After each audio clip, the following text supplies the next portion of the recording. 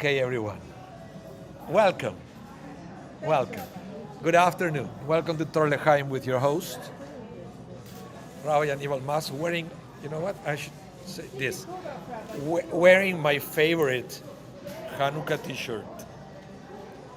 Feliz Chanukah. Feliz Chanukah. Feliz Chanukah. Light every night the Chanukah. I wanna give you a crispy latka. I wanna give you a crispy latka. I wanna give you a crispy latka from the bottom of my heart. Okay, enough. Enough. You know what? I should record it. You should. So maybe one Friday night or... I should record it. Feliz Chanukah. It's very easy to find the karaoke of that one. Yes. I haven't done a video in a long time. So I should do it. Welcome everyone. And we are going to study a little bit of Chanukah today. Today will be more philosophical. Next week, God willing, it's going to be more practical just to get you all ready for Thursday night for the first candle, right? The only thing that I'm going to say today, and I did the same of my Choosing Judaism class, that I purposely taught Chanukah like 3 weeks in advance so they will have chance to get everything they need. One thing that virtually everybody failed is that people don't know that each member of the house need a Chanukiah. It's not one for the house, it's one per person. Okay? Just saying. One per person. So if you don't have one per person, this is your chance. That's why I wanted to say it today. Yeah, so you see we are here. You can see there, we have the table set at the Ready JCC here in Winnipeg, where we are selling Chanukiot, candles, Chanukah goodies. So come and get yours. Okay, so again, as I mentioned before, today's class is going to be a little bit more philosophical and less practical. Hopefully next class will be a little bit more practical, but we'll also have a little bit of philosophical approach to make it a little bit more, meaningful, right? It's good to know what to do, but it's also good to think why we do what we do. Good refreshing. And there are many things I was shocked. The other day, my son came back home. He's a student here at Greek Academy of Jewish Education. Came home with a questionnaire about Chanukah. I felt out. How do I answer this? I have to go to the Talmud for the answers. I say, well, my son has a rabbi at home. What can you expect for the other kids? And then my son said, easy, you pay attention in class. And then you know the answers. Well, As for his case, I have to go to the Talmud to get the answer. Because I said, what is the best place in the house to put on the Chanukiah? window. I was going to answer that, but then question number two is, what is the second best place? Question number 3, what is the favorite place in Israel? Okay, Oh, outside. it's only in the Talmud. No, I know, but certainly in Jerusalem, when you walk on... It's outside. the It's on the streets main at night, main door outside. or on the outside Then of the fence. if you go to the Talmud, it will say, like, the best place is by the door opposite to the mezuzah. Yeah. Okay. Second place is the window. But in any case, it has to be in a public place. So, tricky. Jerusalem, when you walk down a residential street at night, Okay, welcome, Randy. they sit on the doorstep and invite you to come in and have soup on a So, let's start with the class. We're going to talk about sufganiyot and all that. Even though, look at this. I got it, so it's going to be a practical class on how to eat it. North I just- American Yeah, we call it jam buster here, but nowhere else. That's right. It's jelly donuts everywhere else. But in Israel, when you walk into a store or something, they have smaller. They're about so big. Anyway, I think Rabbi Ben Arosh sent a video from Israel last year. He's here. No, but he went to a store. He got a camera and started to walk through a long counter, all the different sufganiyot they had. It was unreal.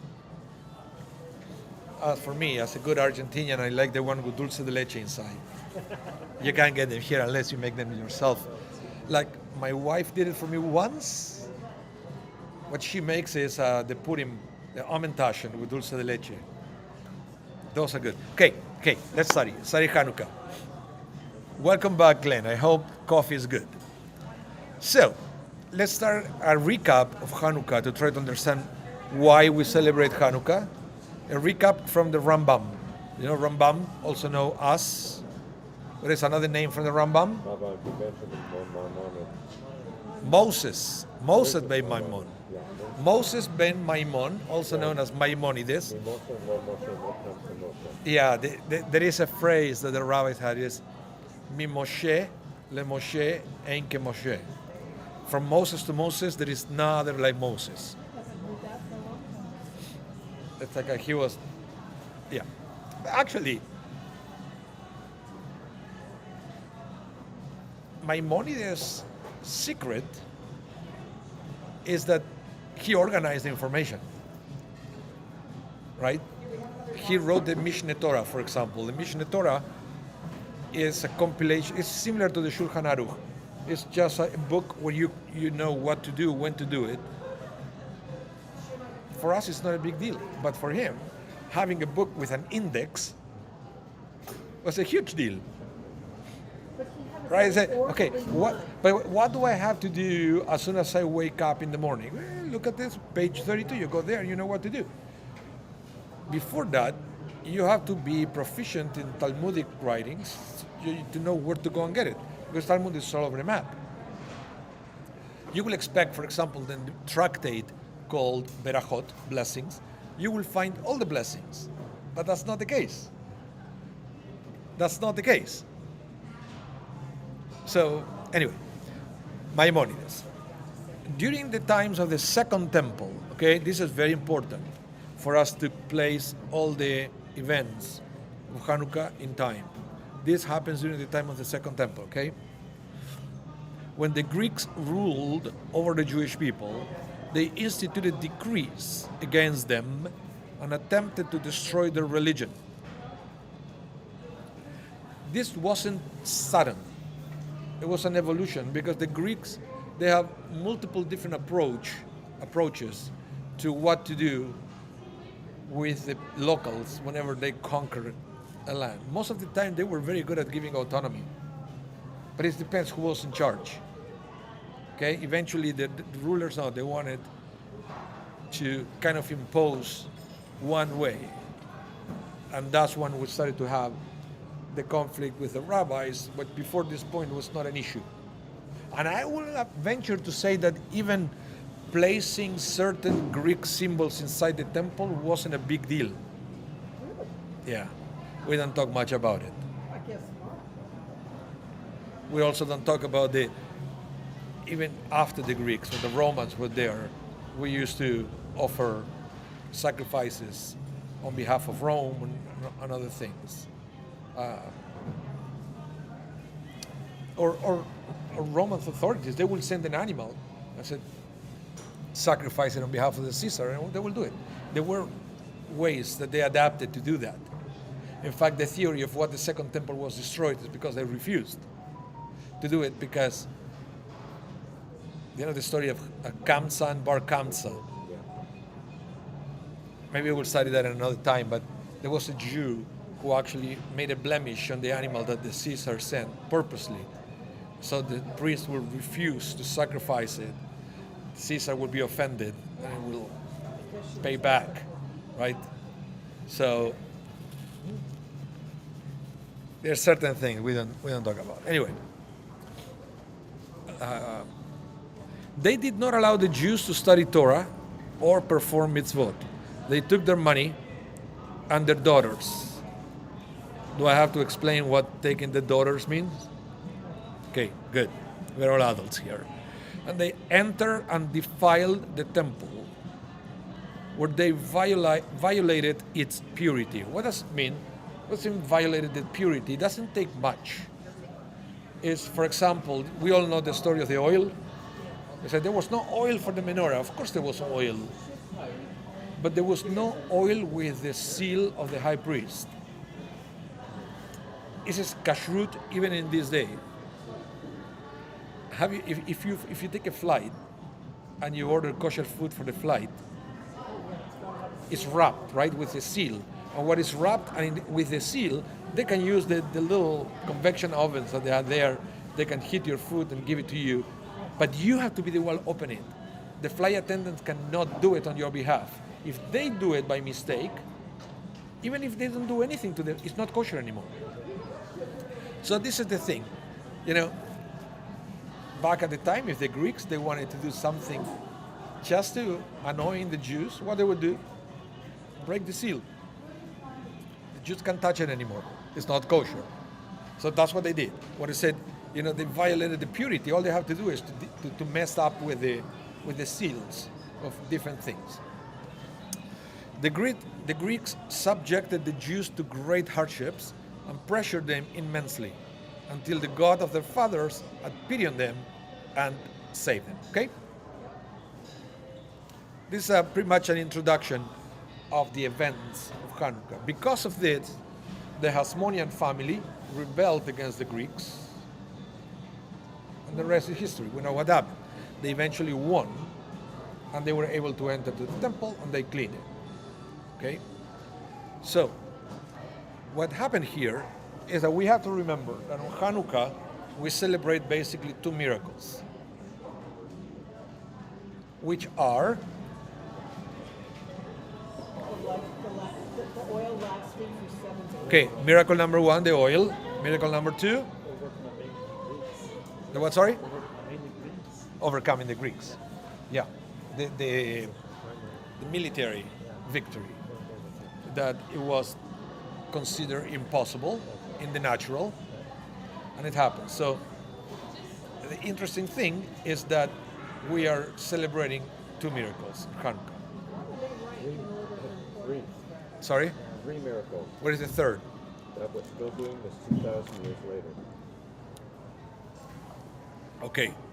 Somebody said the third miracle is nobody caught the custodian putting more oil at night. And that's a joke from one of the custodians for Shari Zedek, from Gary. Rest in peace. Remember Gary? Yes, I do. He called me. He was in the building once, many years ago, and he was a little deaf. So I said, "Cantor, come here." I said, "What happened?" "I already know how the miracle of Chanukah was." So, how? I said, "The custodian did it at night." He will say that because, Friday night when people will go home, he will blow the Shabbat candles, for example, and stuff like that. So that's why he said what he said. So the two miracles. Now, the interesting thing about the two miracles is, let's start with miracle number one, then we'll talk about it. Let's talk about the revolt, the war. The initial military revolt was led by one Judah the Maccabee. Maccabee was the nickname, by the way. So it should be Judah the Hasmonean. Now, between you and me, guys, the Hasmonean family love and hate. Love and hate. Because on Chanukah we all celebrate them. Right? The rest of the year. The thing is, fast forward a couple of generations, they were totally corrupt. And because of that family, eventually the temple was destroyed. Okay? So the Hasmonean love and hate. The rabbis don't talk much about them. Why? Because We don't talk about the bad seed. because they were good for a generation. What did they do as soon as they won? They became priest and king. Oh, big no-no. You can't be the two together. The king has to be from the seed of who? David. David, not Aaron. And even if he's not a king of David, for sure not from the seed of Aaron. You cannot concentrate both powers on the priest. And we all know what happened because of that.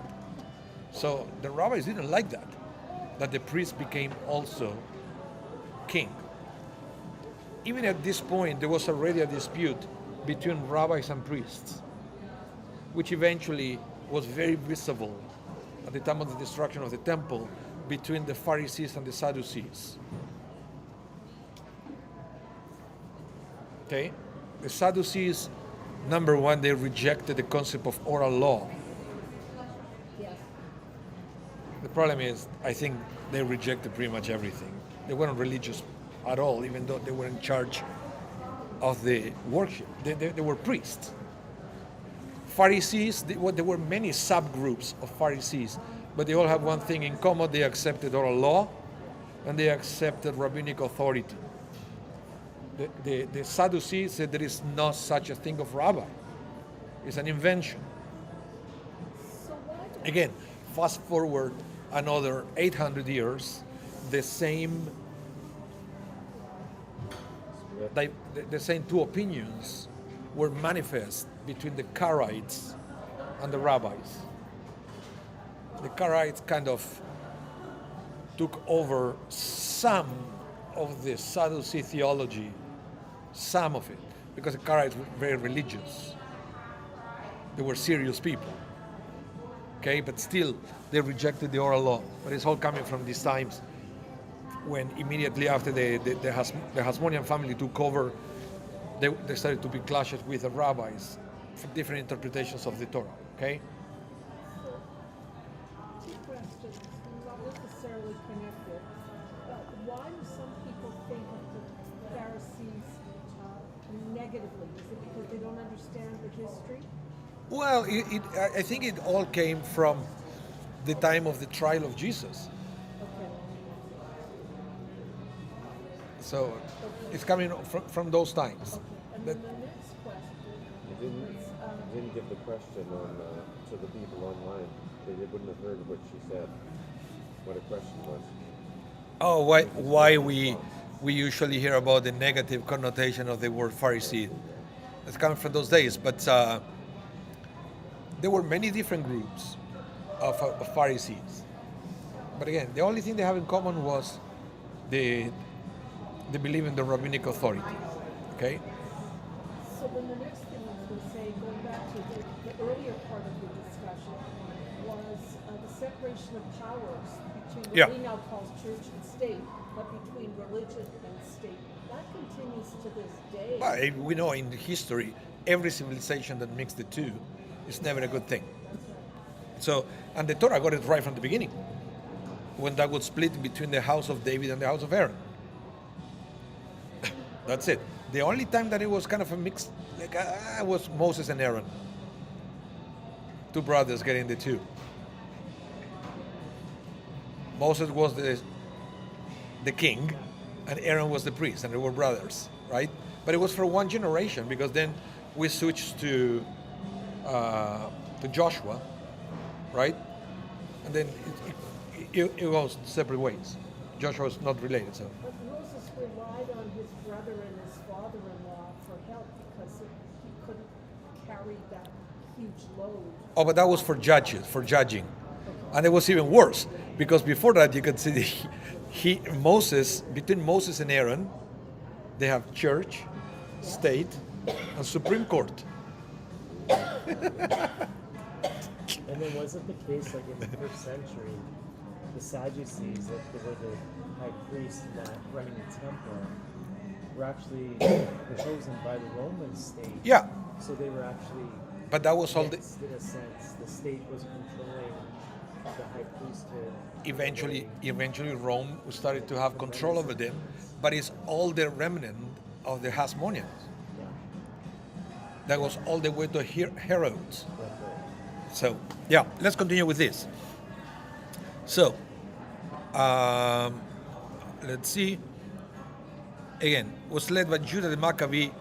An epitaph awarded him for his famous battle cry, "Who is like you among the heavenly powers of God?" The word Maccabee being an acronym formed by the first letter of the above biblical verses. Mi chamo chaba elim Adonai. Maccabee. Judah was joined by his 5 brothers, all sons of Mattityahu, patriarch of the priestly Hasmonean family.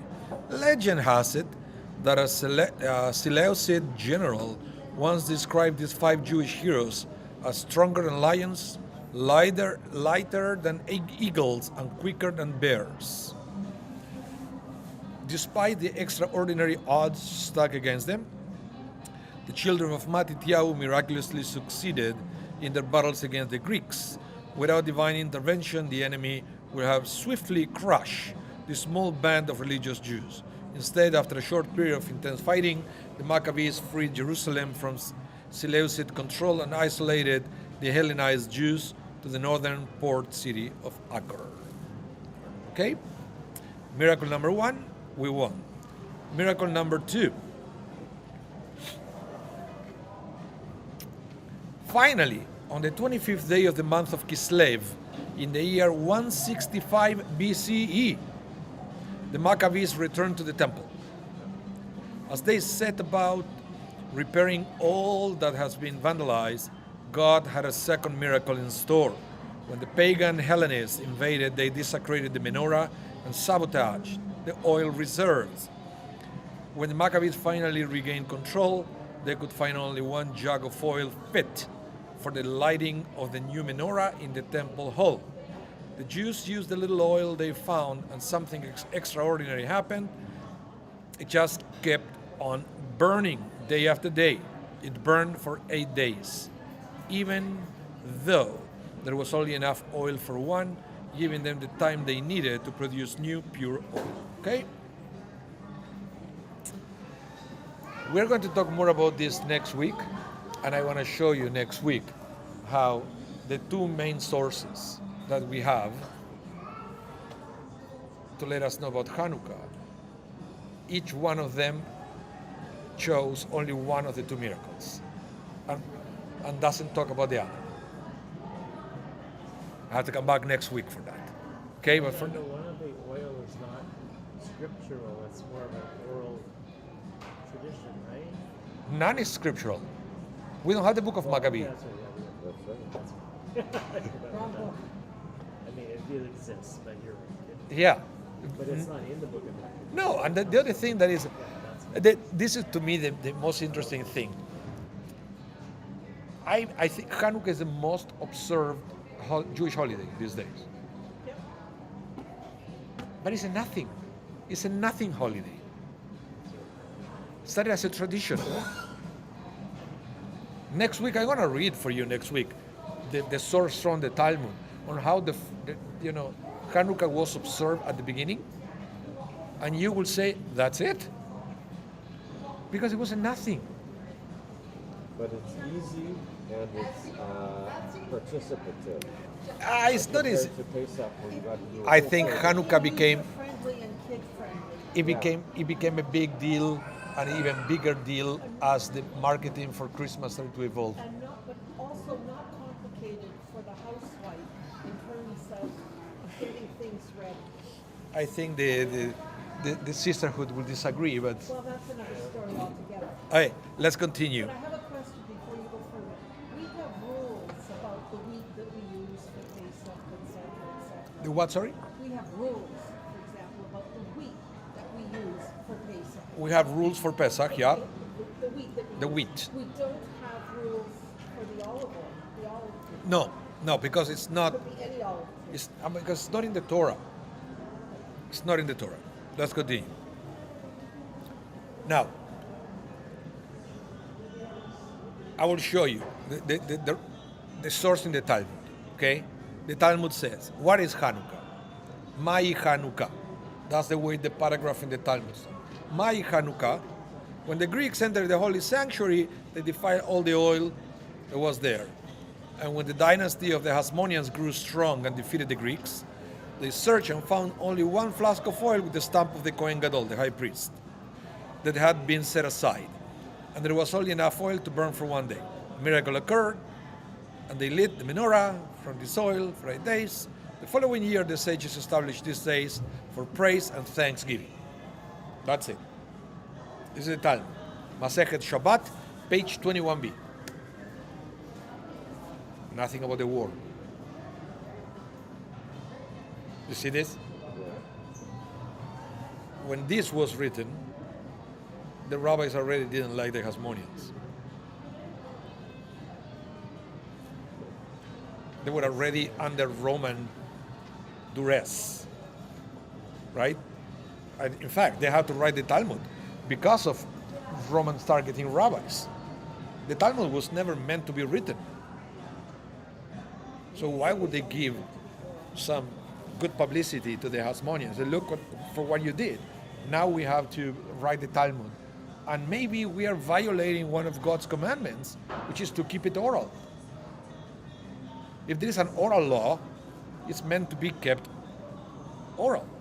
But they have to write it down because they have to choose. Either we write it down or it's going to be lost forever. So there is no mentioning of the Hasmoneans at the Talmud. So no mentioning of the war against the Greek. The other reason might be because they didn't want to, sorry, I'm going to use the word, they didn't want to piss off the Romans by talking too much about the revolt against the Greeks. Okay. Now, I want to go to the rabbis say, even though Chanukah is not in the Torah, what is in the Torah is the biblical connection or the historical connection, or no, actually, let me rephrase, the theological connection between Jews and Greeks. The rabbi said that there is a theological connection, and a connection that is meant to be. We shouldn't be at odds with each other. We should learn from each other. And that's why Chanukah is also very important, and we never talk about that. We never talk about, it's all about, the Greeks. They try to crush us, they try to destroy us, they try to convert us. But they say, whoa, hold on for a minute, because before all the events that we are talking about here, the tradition was always that Jews and Greeks are meant to learn from each other. And that's what I wanted to present to you. So let me read this. The conflict between Jews and the Greeks has its roots in the cultural encounter between the two nations. The relationship between Greeks and the Jewish ancestry is biblical, going back to Noah and his sons. Listen. While Abraham and the Jewish people are descended from Noah's son, Shem. Why? How do you say Shem in Hebrew, in English? What is the name? Shem. It's Sem. That's why we are Semites. Okay? Because we are descendants of Shem, Semites. By the way, all the names here, all the names are significant here. Because what is Shem? Name. In Hebrew, so if I want to ask you, what's your name? Mashemcha or Mashem Shalcha? Shem. Name. Okay? So the ones who know the name, now you start saying a little bit different, right? The one who dedicated their life to know the name, Semites. Okay? Are we getting into a little bit of Kabbalah here as well? This is beyond Kabbalah. Kabbalah will be hidden. This is how in the open and discussed outside Kabbalah. Okay? So the Greeks, so we descend from Shem. The Greeks were descended from another son, Japhet. In Hebrew, it's Japhet. Japhet. Okay? Let's continue. So, listen to this. Listen to this. Why is so important to understand who were Shem and Japhet, okay, versus the other sons of Noah. Genesis chapter 9 verses 18 to 27 says, the son of Noah who emerged from the ark were Shem, Ham, and Japhet. 3. Shem, Ham, and Japhet. What is Ham? Warm. Heat. Yeah.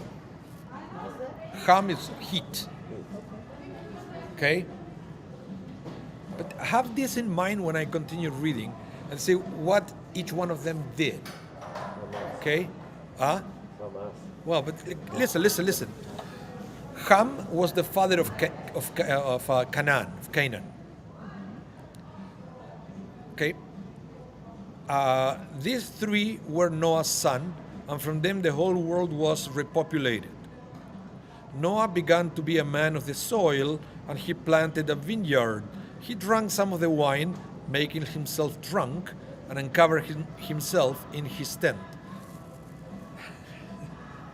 He was naked and drunk. Bad combination. Yeah. Okay? So it's interesting also, maybe this is for another time, how his response to tragedy was to get drunk. First thing he does after the flood. And I'm wondering how many people do the same. Yeah. Right?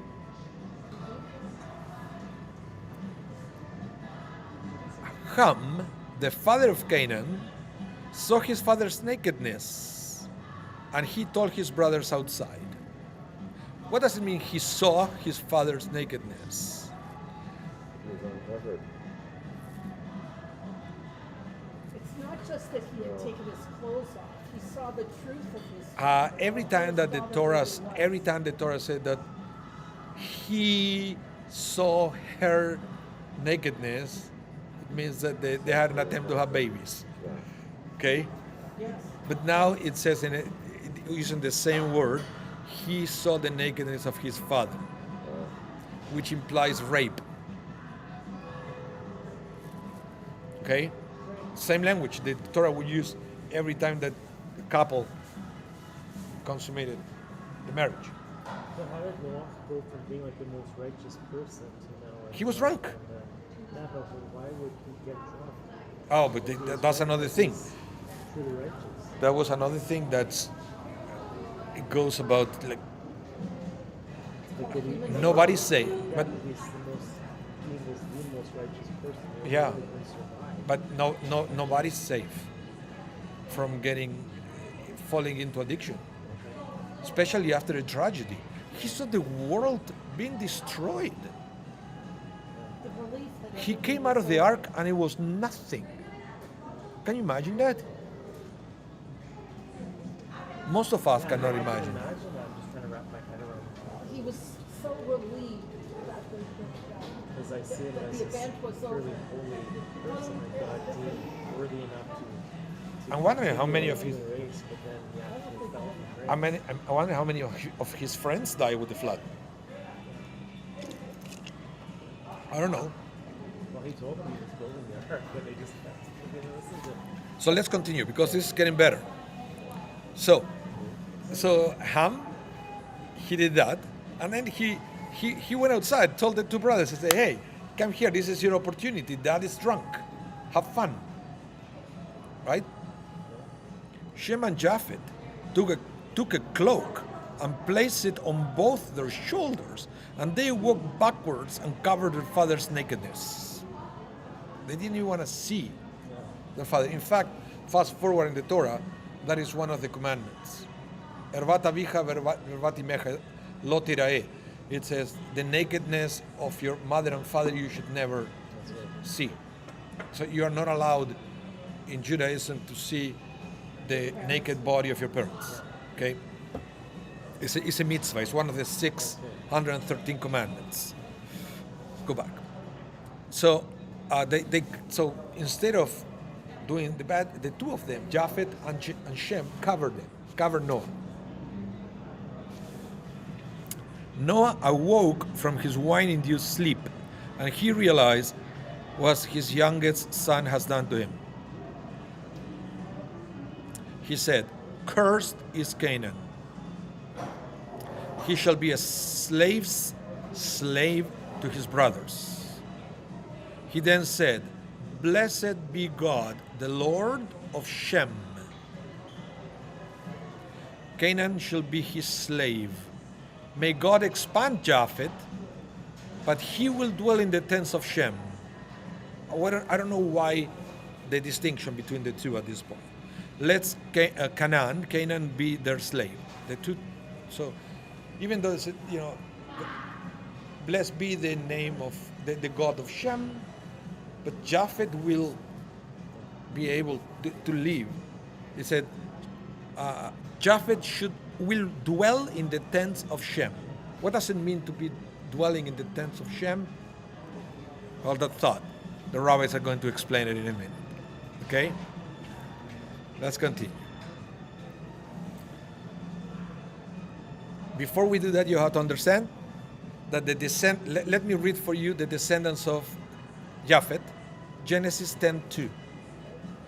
The descendants of Japhet were Gomer, Magog, Madai, Yavan, Greek, Yavan, Tubal, Meshech, and Tiras. So now we learn that Yavan, the Greeks, are descendants of Japhet. Okay? And this is very important to know. Why? Because based on Noah's blessing to Japhet, our sages understood that the Greeks were possessed of certain virtues that they were worthy of Jewish respect. Because it says, hey, Japhet should be, or the qualities of Japhet should be inside the tents of Shem.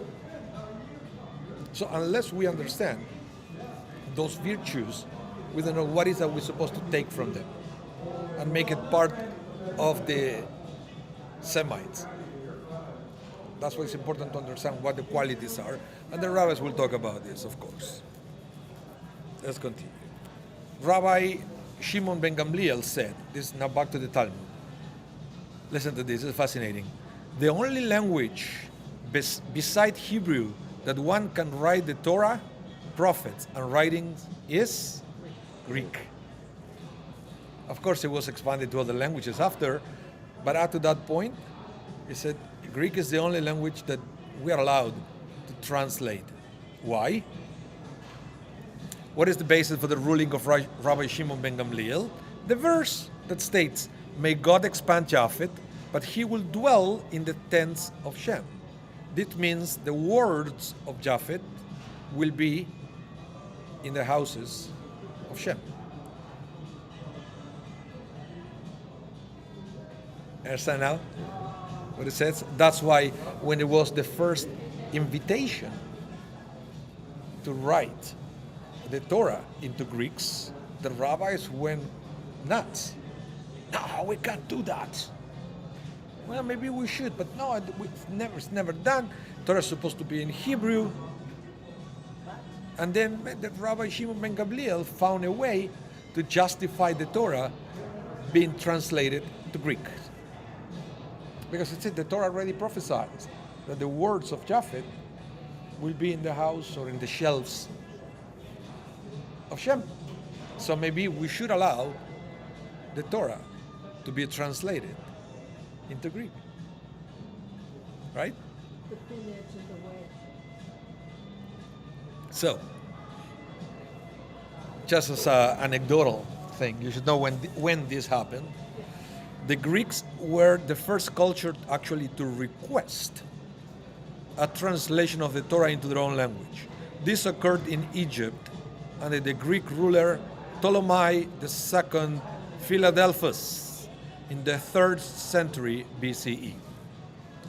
You see, up to that point, there were different Greeks.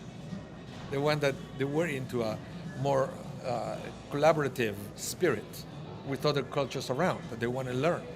They wanted other people to learn about their culture, but they want to learn about the cultures around them. Then eventually that changed. Okay? Hi. Ptolemy was one of the more civilized Rocky Pollack says original source rule. What is that? Original source rule. What is that, Rocky? You're always so cryptic, Rocky. It's always so cryptic. That's the beginning. Okay. Source texts. The source text in this case is the Torah. Okay. So I wanted to tell you like, the Talmud writes how that happened, the request and everything. Okay. Yes. It says that King Ptolemy once gathered 72 Jewish elders.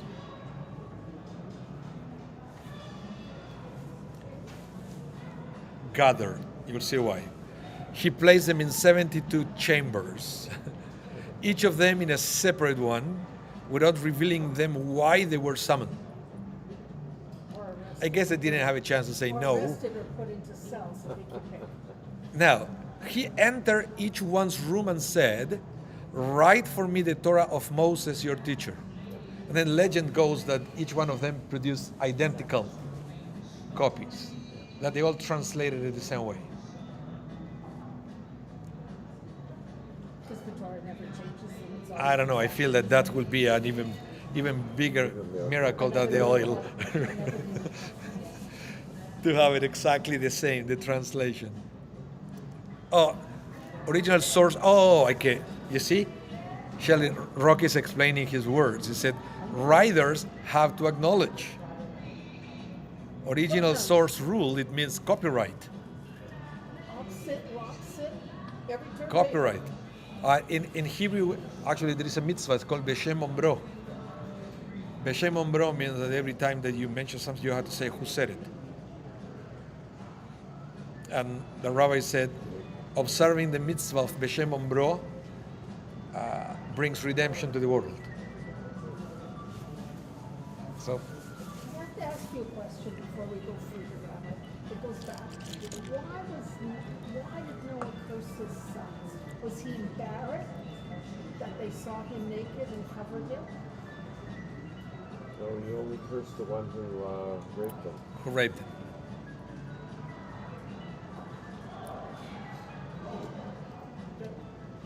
Yeah, Holy Mandelkern say, what a miracle.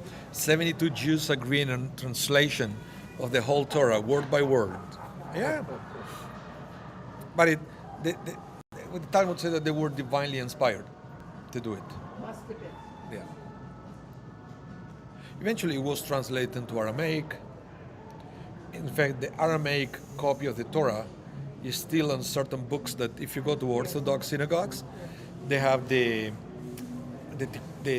book for the Gabbai, the one who controls the Torah reader, and it contains it's called the Onkelos.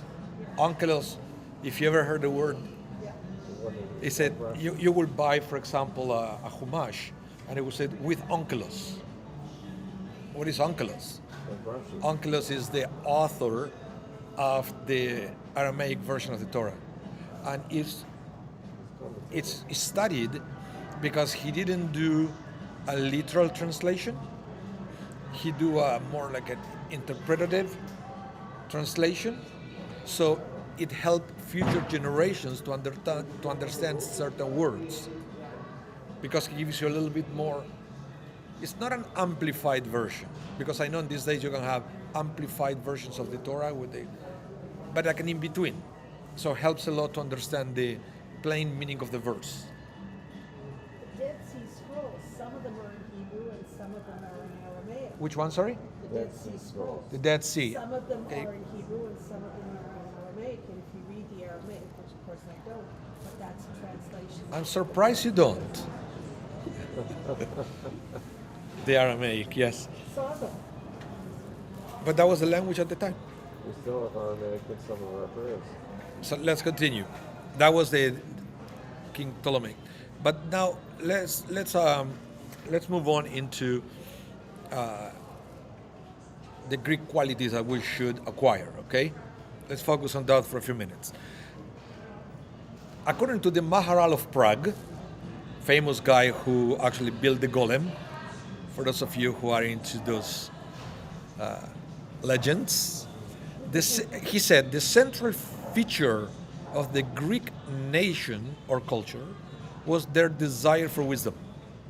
Hey, they wanted to read the Jewish Torah, and even if it's just to learn something, it's a merit. They prized learning. It's a merit. Okay, so the central feature of the Greek nation was the desire for wisdom.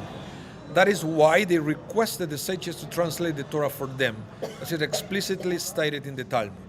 And this is a testament that they were more inclined to wisdom than any other nation. And I guess that includes Semite cultures. Yeah. We'll see. I didn't put all the things, but we were more into trying to connect with God and understand God than trying to pursue wisdom, right? But then what the Maharal of Prague will say here is that, well, but once you realize what you're lacking and you see that there is a nation that is dedicated their existence to the acquire of wisdom, learn from them. We have that all the time. Look at even when Jacob went to get Esau blessing from his father, right? Remember what he did? He put on the skin, and then Isaac said, the body is the body of, the skin is the skin of Esau, but the voice is the voice of Jacob. And the rabbi said, that's what we should do, right? Not to reject the material world, but to add the voice of Jacob within it. To be able to put the two together without losing the voice of Jacob. The Rebbe of Lubavitch, he wrote extensively about that concept. Okay, so this is just Maharal of Prague. And Rocky said, Golem is just a legend? And then he said, Santa never got an X-File episode. I'm taking your word for it. I never watched the whole thing. Maybe he did have it, and then we were all forget about it. Yes. Anyway, let's continue. Except there's always one survivor who hears. Okay, another text. It said, may God expand Japhet, but will dwell in the tents of Shem. So now, there is another rabbi who said, the beauty of Yavan, of the Greeks, now it's not talking about the wisdom, but it's talking about the aesthetics. Because the Greeks were also famous for aesthetics and paying attention to beauty. The beauty of Yavan will be in the tents of Shem. Hence, it is permissible and desirable to use the external beauty, the Greek language in this case, right, which is the beauty of the Greeks, as a helpful tool and as a means of obtaining the essence and inner core, which is the wisdom of the Torah and the mitzvot. That's another thing. Where did we learn the concept of Hidur Mitzvah? What is Hidur Mitzvah? To beautify the mitzvah. We don't just do a mitzvah. It has to be a beautiful thing, right? The Torah said you have to put tzitzit in the four corners of your garments. But we don't put a shmata. We put a beautiful garment with an atara and colors. Where did we learn that from? It's not necessarily from the essence of Shem. For Shem will be enough to put 4 tzitzit because that's all you need to remember God. But Yavan, the Greek, will say, yeah, dude, but make it nice. I understand you want to serve God. Why don't you serve God in a beautiful way? Well, because you say it's not my nature. So learn it. But even before that, when they're talking about carrying the Mishkan and what the temple should look like, all the beautiful, the precious stones and the gold and the But woods. isn't that what Yeah. Eric did? Eric Greekified the temple by making it more like Greek, like beauty. Yeah, but that wasn't the bad part. No, I know, but that was. But that was the Greek ideal But it of was beauty. the Greek ideal. That's the Greek ideal But of he beauty. used it in the temple, and it became just stunning, right? It just blocks. Did you see the movie Colonnade and the movie Masada?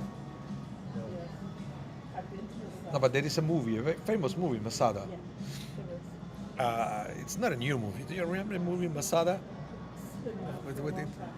Yeah. Yeah. And then, as a part of the movie, they were afraid that the Romans will be easily able to overtake Masada. Yeah. And Eleazar, the leader of the resistance, he will say, no, this was built by Herods. Yeah. They will have a hard time. And it has and that's why they were able to survive there. They have cistern with water. They had everything they needed to be, why? Because that was Herod, the one who built it. And now it came against the Romans. It's very interesting, okay? So, what was so bad about the Greek culture then? Right? You said, hey, it's a beautiful thing. We learn wisdom from them, or the pursuit of wisdom, right?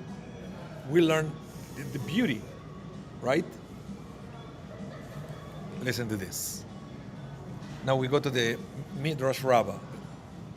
Rabbi Shimon ben Lakish explained the verse, and the earth was desolate and void, and darkness was on the face of the deep.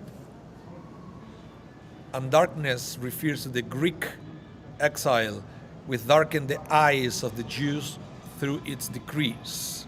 So basically the problem here was, number one, the fact that, and it's interesting that they call it Greek exile, even though they were still in the land of Israel. In the sense that you could be living in Israel and still being an exile when either by force or by negligence you stop fulfilling the mitzvah in pursuit of just secular wisdom and just beauty. Well, the Greek ethos was antithetical to Torah. So basically, it's not about all the Greeks had so many good things, right? But the problem is, those things has to be in the tent of Shem, not to replace it. Yeah. It's not the same when you have a book in the shelf or the book takes over. So that's the thing here. And this is what I wanted to share with you about Chanukah, right? And why it's so important. Because the Chanukah is the time where we remember the good thing, the goodies of the Greeks, but also the importance of reconnecting with the root of Judaism that comes through Shem, and to understand that what the Greeks brought to this world should be a supplement, not the main thing. It's like we need to exercise to be healthy, right? Indeed. But doesn't mean that you have to stop studying Torah, going to shul and praying to God, and instead going to the gym 24/7, which there are some people that they do. I see people here, they're here all day, They do. and they look great. But that's all they do, right? Or we know in these days how easy it is to get, well, I guess experts on marketing, they know, right, how we follow what we see. And they would design products that we don't need, but they would make you want it. And once you try it, you'll So anyway, so that's the thing. So and hopefully we're going to continue next week with all this. We're going to mix a little bit with the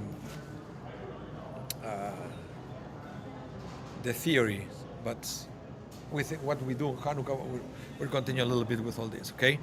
So thank you everyone for coming today, and thank all of you at home. And remember, the class will be rebroadcasted tonight at 8 p.m. Central Time, if you missed any of it. Yeah, let's continue tomorrow with the second part of Chanukah. And remember, 1 Chanukiah per person, not per household, 1 per person. And in these days, the most common place to put it is in the window. Even though it's recommended to put it in the doorway, people don't see it. It has to be in a public place, okay? used to be people had a electric Chanukah. But it's not kosher. No, they're not. They're not kosher, the electric I Hanukkah. don't think the women who bought them knew that. No. I mean, you can have it, but you cannot say the blessings. It makes sense about it either. Yeah, you can have it, but you cannot say the blessings. It has to be some kind of fuel. You can use oil, candles, even gas. But you have to light it, right? Yeah. Anyway, my wife was here. Hello, Dr. Ashira. Okay, everyone. Let's see if we catch my... There, look. Celebration, or just one? Or like this?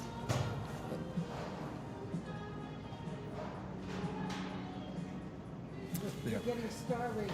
Thank you, everyone. Have a good day.